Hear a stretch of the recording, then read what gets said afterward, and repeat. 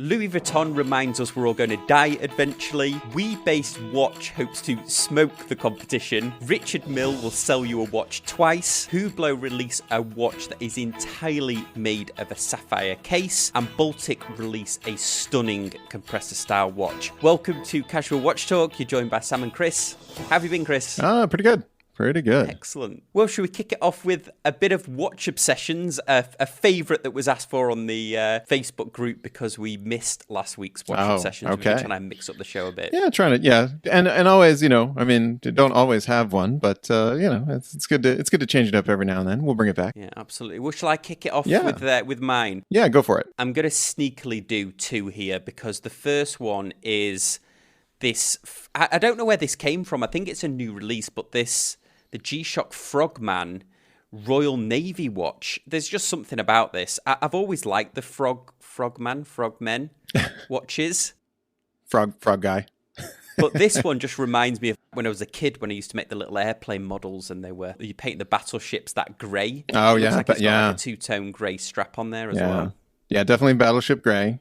And it's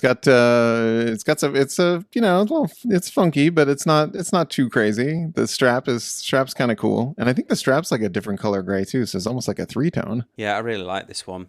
And then I'm going to very sneakily do a 2-for-1 because whilst I was writing this week's show or writing the outline for it, I got sent this watch from, I think it's Sailor. Okay. It's a French brand that I think they've just come back on the scene. I think they used to make a lot of vintage divers, but this one is vintage diving chic. This one, it's pretty good. Yeah, no, I saw it. You posted a picture, and it looks it's very vintage. It feels Yema Doxa kind of the best of, and you did mention French, so. Yeah, I think it's. I think they're not assembled in France. I don't think. I think they might be assembled in Hong Kong, or certainly that's what the shipping label said. But it's got a very solid feeling bracelet, but there's still got that like bit of vintage jangle to it as well. Oh right, yeah. I did notice the bracelet was a little unique. Is the like the way the links are kind of funky? Is that yeah? Yeah, it is. They've made it look like a vintage stamped metal bracelet. I've only had it for a few hours, but it's actually solid. Oh. It's solid all the way through. I quite like it, actually. So yeah. I'll be doing a full review of that one on the channel when I get around I feel like it. Peak vintage. I feel like peak reissued vintage is here's a solid reproduction of our old jangly stamp bracelet, like the Tudor rivets, you know. Yeah. Do you know what nobody's done though? You've just reminded me of this. Is nobody's gone to the extent of maybe filing down the case and then painting on like brass underneath. Right, the old cases were just corroded brass or whatever. Like they painstakingly put 4 layers of metal on so that they can buff down one and make it look like a vintage one. yeah, look at it. Or maybe one of the super expensive brands could like inlay gold as if it was the waterway base metal. Right, pre-distressed. Now it's just like distressed. I mean, have you ever like any sort of like distressed flooring, like any distressed wood, where people pay, and they do this with like jeans and a whole bunch of other stuff, where people will pay to have someone like work on it as if like it's, you know, been a hardwood floor or been a pair of jeans that have been worn for 20 years and sell it for high volume. So yeah, this is the next big thing in the watch market, I think, is professionally distressed watch cases. You heard it here first. That's right. Hodinky. That's right. You heard it here first. Right. That's right. Right. So, those were my watch obsession, and then one I just squeaked in there. Nice. Have you had one, Chris? So I was over on the Facebook group, and Bobby posted his new Omega, the Snoopy. And with the what's the official? I'm trying to think of it's the 50th anniversary. Sorry, 50th anniversary. So many special editions, but I was I took another look at that, and I was like, if I was gonna get a Speedmaster special edition, like that's definitely one to get. I mean, I'd be saving up for most of the year to get something like that, but I just can't see something like that going down in value, and it's just one of those cool, like I think I said when it first came out, it's one of those cool watches where I know like in 20 years you just happen to have it on your wrist and you'll just be at a wedding or a party or a restaurant or something and just flip that thing over, Snoopy going around the moon. Absolutely the coolest. You're never going to get bored of that Yeah. Snoopy going around the moon on the back. What an interesting complication. Yeah, I mean, I like of all the display back stuff that we've gotten, like, display back seems almost common now, and probably in the last like at least 5-6 years, like most manufacturers have been moved to. Of course, we have a display back. Of course, you want to see the fine details and the movement, this kind of thing. But that wasn't always the case. But here, Omega just took it one step further. Like, forget your special fancy Geneva stripes. I want to see Snoopy going around the moon. So very cool. Well, shall we kick it off with This Week in Watches? All right, let's do it. First story, Louis Vuitton released a watch that reminds us that we're all going to die eventually, or at least that's what the Hodinkee article said, and that we should seize the day. So the movement was created, I didn't know this, but the movement was created by Louis Vuitton's Le Fabrique de Tempes, well-known and highly respected complication specialist, which Louis Vuitton bought in 2012. It's so cool, this, because the head of the snake pivots to reveal the hours in the skull's forehead, and the tail simultaneously swings to point at the minute at 8 o'clock. Have you seen this, Chris? I saw it. It's a lot of, there's a lot going on that dial. It's exquisite. The snake details on the snake are just absolutely exquisite. Yeah, and I don't know whether this is, it sounds like Louis Vuitton are going to be doing more of this kind of thing if LVMH have bought that specialist movement manufacturer. When I first saw this, I thought it might be one of those Jacob & Co. watches, but it's amazing, really, the artistry that's gone into this watch. Yeah, definitely artistry. And you're right. I feel like you hit the nose there with the. I feel like it's a little the end of days. This is how much time you have left, or the prophecy is real.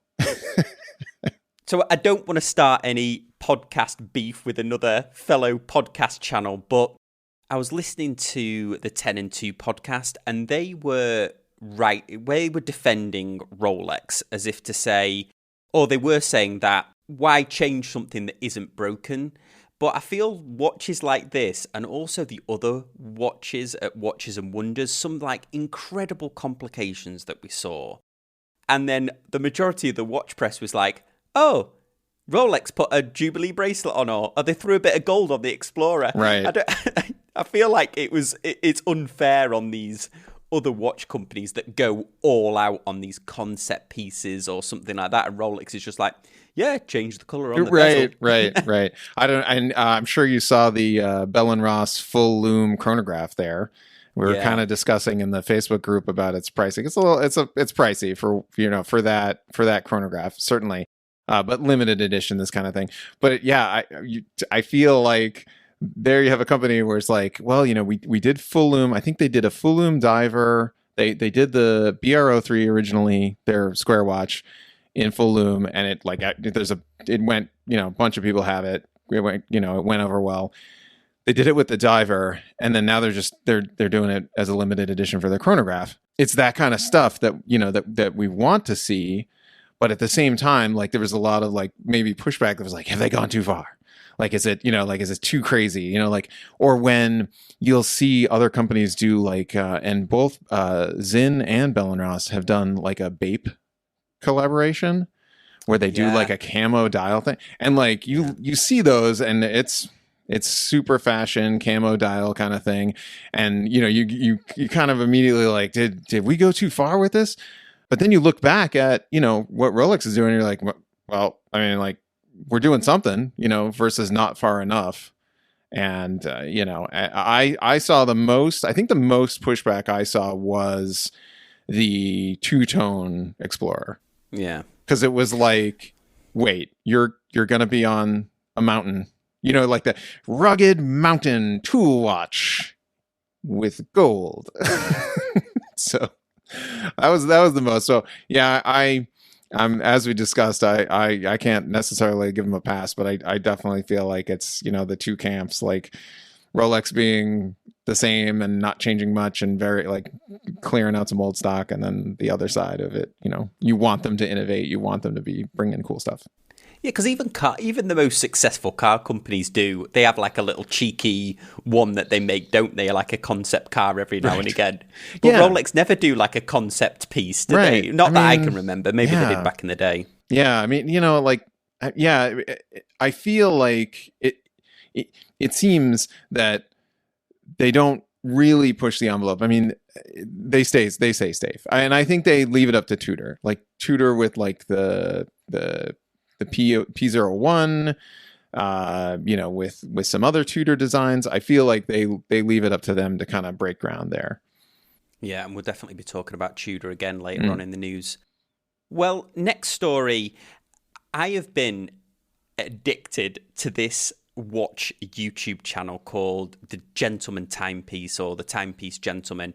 And it's two guys, or the main guy's called Anthony, and he's set up, they basically buy and sell these incredible high-end luxury watches. So everything from Rolex, AP. Anyway, let me just show you this. They did a sneak peek of there was a watch show in Miami, but it was a wholesale watch show. Mm-hmm. So they go and literally cabinets full of watches that are so rare, but they're just pulling them out the case, just quoting prices off and on.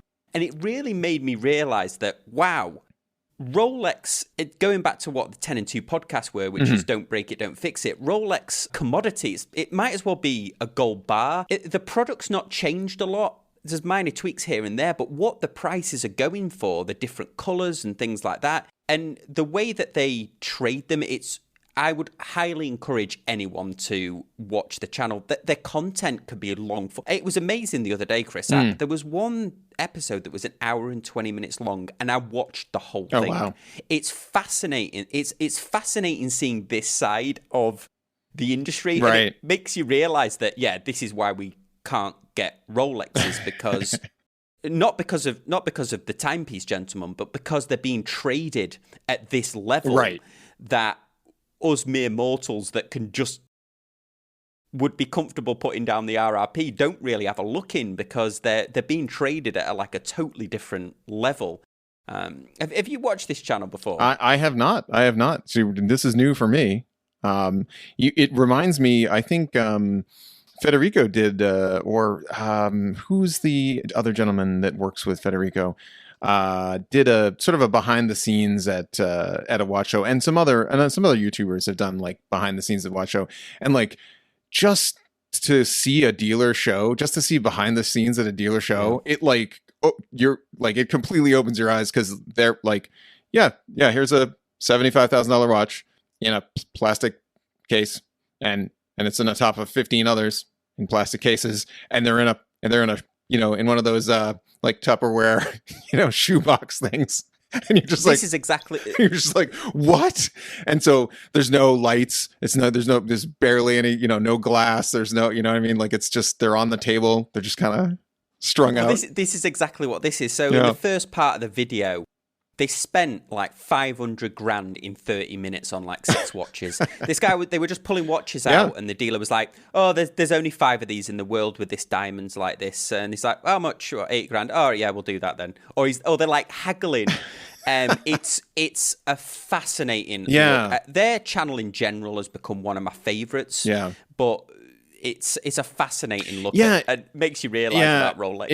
It's super it's interesting, because it changes how you think about it. And I think, and I think for both of us, I know that you're not going to hold on to something that is that commodity piece that's that should be in the safe, that should be under glass, that is a value and is in a plexiglass vacuum sealed container and not to be touched. I think that once watches get to that point, especially for me, I completely lose interest, because very, very similar to cars. I see these guys that they'll buy the special edition, and they'll immediately take it down and they'll have it coated with paint protection film, and it just, spend another $5,000 completely ceramic coating it, paint protection. And you're like, and then what? And they're like, oh, well, I drive it 1,000 miles a year. And you're like, that's not what this is for. It is already not what, and same thing with a lot of how I see that. And just as soon as that happens, then I want to take it out of the saran wrap and scratch it. So, yeah, it's a fascinating channel. I would highly encourage anyone to go over there. Yeah. Okay, let's roll into our next story. Watch Pro reports that an Edinburgh-based hemp company are launching a watch. Now, they're called MVNT, so not to be confused with movement, but they're launching their first timepiece on Kickstarter, and following a very successful previous Kickstarter where they made hemp sunglasses. So they just rounded $11,000 from a pledge of about $14,000. The watch case is made from compressed hemp, and the watch strap is made from Pinatex, which is a leather made from pineapples. So their quote from the Watch Pro article was, "With our hemp-based watches, we aim to showcase yet another possibility of a super crop that is hemp, and to promote the use of alternative eco-materials in general." So I'll just show you this Kickstarter now. Okay. I think this is really, it seems like a bit of a joke, but once you read into it, it's incredible, really, this material that they've created out of compressed hemp. And obviously they've done sunglasses now. It's extremely strong. Mm-hmm.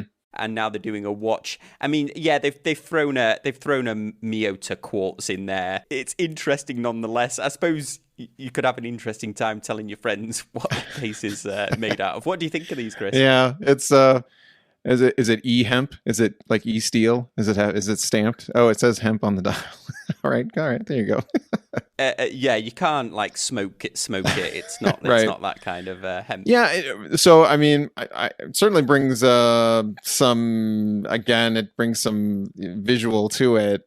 I think a lot of people are not aware that like hemp rope as well is like a super strong like alternative material to kind of bring it into the mainstream. Yeah, I heard that. I don't know if this is true or whether there's only one of those urban legends that you hear, that the reason that marijuana was originally outlawed in the US was because it was encroaching on the paper industry, because actually hemp makes a significantly better and more durable right. paper product. Yeah, I've definitely heard something similar, but to original, like to rope and to different stuff like that. So it's who knows how far that urban legend goes, but it is it's becoming a more acceptable material. I'll say though, it does remind me of like a wood watch, and I get a little back. Yeah. So that's for me. I kind of like, yeah. I'm curious. Do you know what those, so it's really funny. I've been asked a number of, obviously, Chris and I get emails all the time to talk about watches on the show, and I get asked to review watches, and I've been asked a number of times about wood watches, and I'm convinced they're all made by one manufacturer that's on AliExpress, because they all look the same. They're very similar. Yeah. Funnily enough, when I chat to people at work about, I'm into, I do watch YouTube channel, whatever, more often than not, they ask me about wooden watches. It's very strange. It seems like, I don't know. It seems strange. I don't think it's ever really caught on. I mean, it's a very, like, the novelty. And I know Swiss use that term for showing off their new watches, but I mean, it's like the novelty. It's like, I don't know what it is. I don't know how to explain it, but yeah, I see them pop up from time to time. And I kind of get the same stuff where it's like, and unfortunately they put, they'll put like a inexpensive quartz movement in it. Nothing to write home about. And then I'm not feeling those wooden watches. Cringy. Sorry. Yeah. Well, let's roll into our next story. And I have to admit, I'm a little bit confused about this story. So we probably need to talk this one through. But Richard Mille is to open its first authorized dealer of pre-owned watches. So Richard Mille will open its first authorized dealer of pre-owned watches, Watch Pro reports, and it's going to be in London. Now, the information on the concept is a bit sparse, but the business aims to build long-standing two-way relationships with clients, acting as a destination for pre-owned Richard Mille pieces and also high-end jewellery. So I'll just show you the Watch Pro article here. But bring this up, Chris, because do you think this is a trend? Because a lot of these watch companies are getting into, and in fact, something I learned off that timepiece gentleman, that apparently Richard Mille knows where all of its watches are at any one time, even if they've been sold. Like, I don't know whether they scour the internet to work out whether they've been sold or what, but I don't know this concept of, okay, well, you've got a Richard Mille watch, you don't want it anymore, we'll sell it back to us and then we'll resell it to somebody else. It links into that blockchain conversation we were having the other day, wasn't it? Yeah. About how we definitely know the owner of this watch because it's in the blockchain. Yeah, yeah. It's, it's very, it feels like certified pre-owned. It feels, feels very certified pre-owned, which I think can work in some markets. Because here you have a watch that is probably, or a watch company and watches that are probably copied a bunch. I'm sure there are some super fakes out there for Richard Mille, I'm sure. And then, as you said, this sort of allows them to control the price of the used market, or at least find, sort of like set the temperature of what that used market's going to be. So I mean, it's powerful because I haven't looked, but I'm pretty sure Richard Mille is one of those watches that probably takes a pretty big depreciation hit on new. I think they go up in value. And see, I've learned so much from watching this timepiece gentleman, because one of the watches they're dealing is this Richard Mille watches. But do you think more of the watch company, like you can imagine Rolex doing this, can't they? Say, well, if you want to sell it, then bring it back to us. We'll, if they ever did go to blockchain, like, I'll update the blockchain, so you're the new owner, and then you'll get then. But if it comes in for service and it's not leasing it, this is my son's future Rolex. I'll pay the lease off on it. Yeah, exactly. Oh, I'm saving for my kids' college fund and also their first Rolex. Right. Oh, geez. I don't know. I always thought maybe I was wrong. I kind of felt like that they were. That it would sort of take some depreciation as soon as they bought it. Like they weren't trading for MSRP for when they were unused. But you sound like you're more up on it than I am. I have not been in the market for Richard Mille recently. We'll see how because they're so that everyone's like a super limited edition. Yeah, so we'll see how my F1 team does, but because they're now partners with like most of them. But yeah, I feel it makes sense to kind of control the pre-owned market. And I cannot, I don't know if there's any. I don't know if there's any other watch companies that are doing that. I haven't seen. I mean, it seems novel. Yeah, it's funny. Just to go off on a bit of a tangent here, was really after I talked about those Panerais last week, I really started researching Panerai hard. And thanks to a few people over on the Facebook group who own Panerais, who they've actually either sold them or they've kind of gone off the brand. When I looked into it, I didn't realize that Panerai has such an issue with fake watches, that the fake Panerais are so well done that even secondhand watch dealers won't touch certain models. That's incredible, isn't it? Yeah, there was it wasn't there. I seem to remember a story maybe from last year before, where I think Panerai or one of their dealers accidentally put a fake watch as a picture on their Instagram channel. Wow. I seem to remember that something like that, where it was so good of a fake that that's a real problem for them, and they need to really dig in and figure out what's going on there. And that's certainly a way to do it is if you want to make your customers confident that what they're buying is legit, you do some sort of pre-owned program where you're going to take back that watch, or you're going to take it in and it's going to be a service. Someone's paying for it. But I mean, if I had an old Panerai and I was no longer interested in having it, and then I wanted to, sell it, I would pay $300-400 to send it to Panerai to have them like QC it. Because then I know I could turn around and Chrono 24 or in their boutique or whatever and get top dollar for it. So interesting. I'd like to see more of it. This week's show, again, is sponsored very kindly by Blushark straps. So last week I talked about the 2 straps that I was sent, and this week Chris received his 2 watch straps. So what did you think of the Blushark straps? Great. Yeah, I've got nothing to do with them for shipping. It was all my fault. So they came right away for both of us. Just I didn't get the message, so I had to go.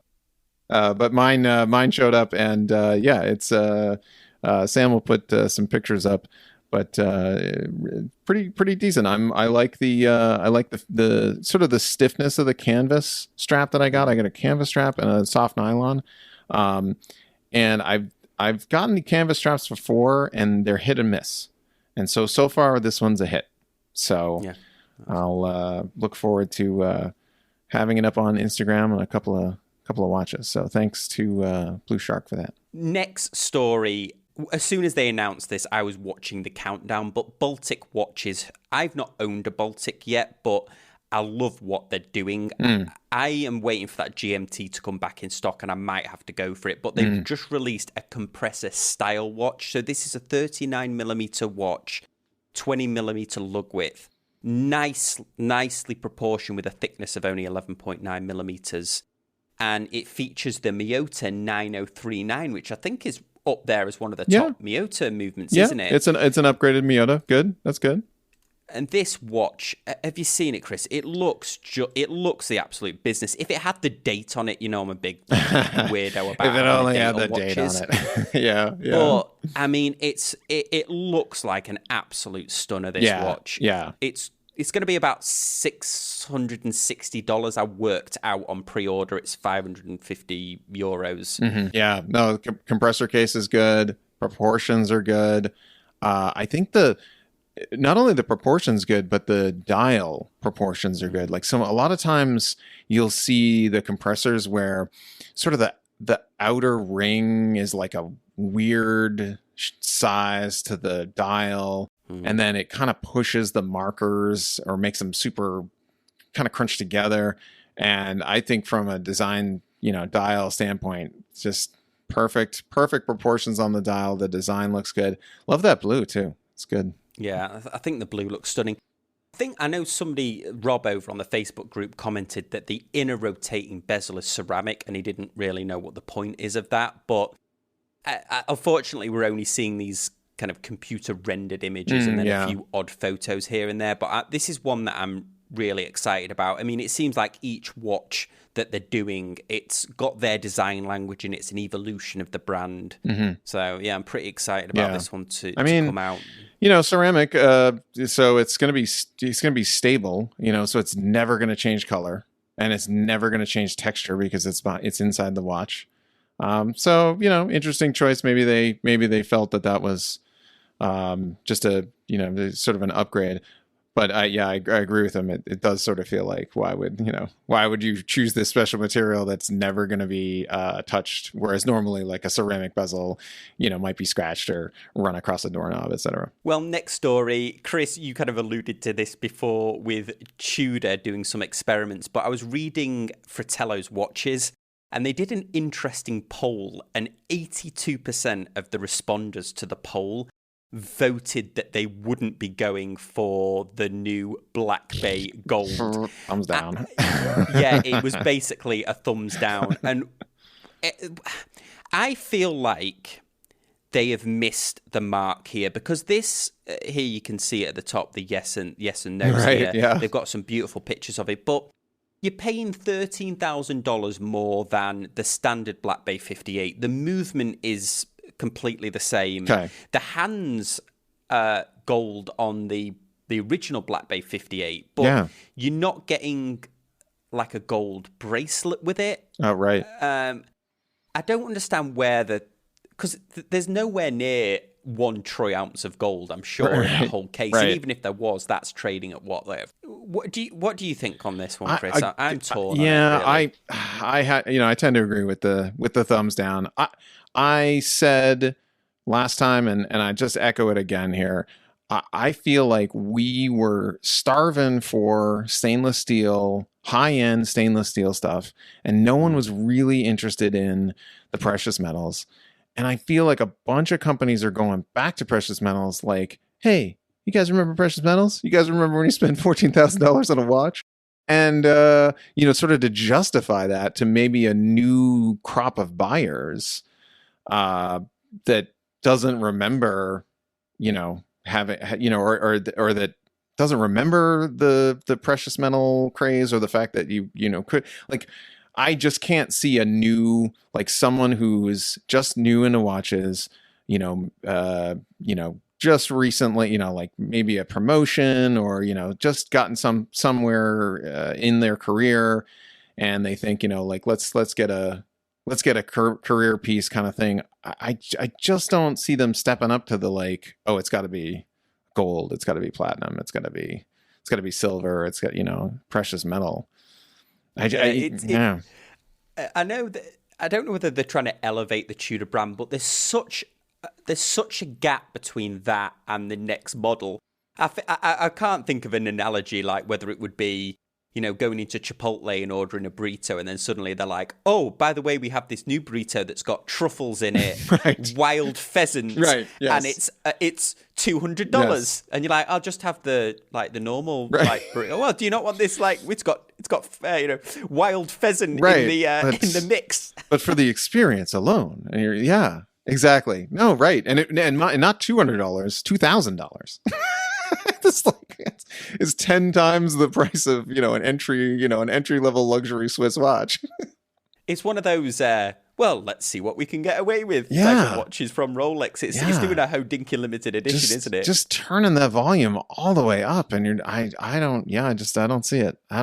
Next story is, there was a lot of novelty watches released at Watches and Wonders, but the one that caught my eye, I never normally look at this brand really, because they're just a style that I don't really warm to. But this Hublot, I've got to mention it because this thing is absolutely spectacular.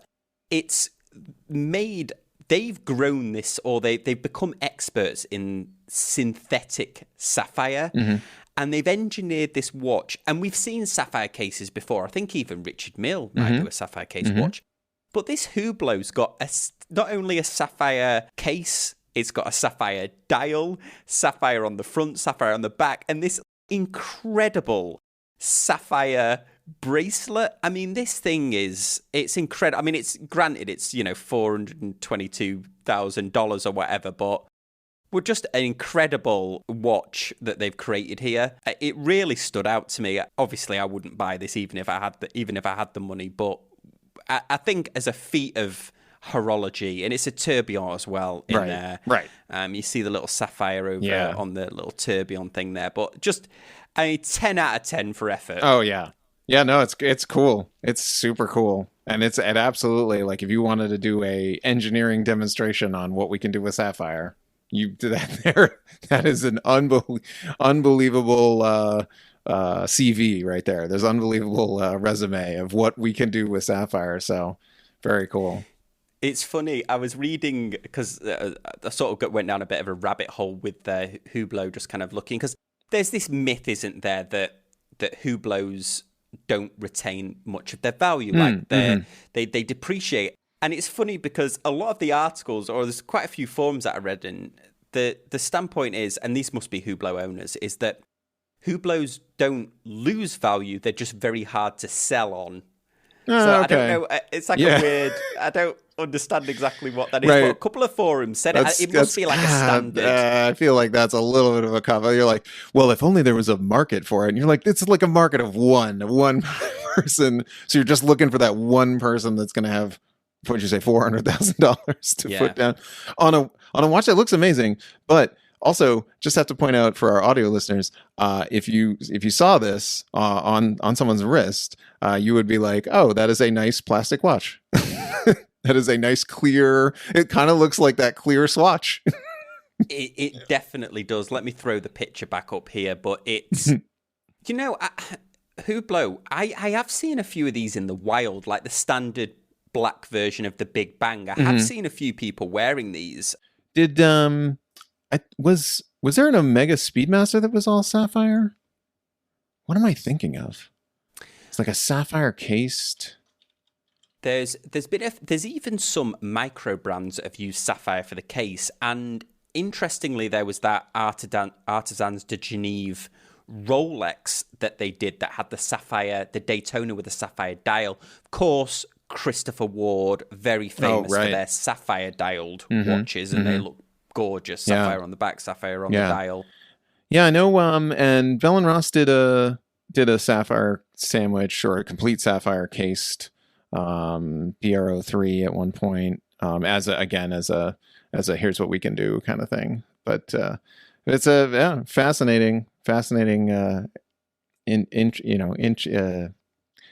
use of the material. Well, that was your view this week in watches. We really appreciate you watching. Head on over to the Facebook group to continue the conversation, or you can follow us over on Instagram, Casual Watch Reviews, or Chris's is Everyday Mastery. As always, we appreciate you watching, and we'll see you next time on Casual Watch Talk. Thanks, guys. Bye.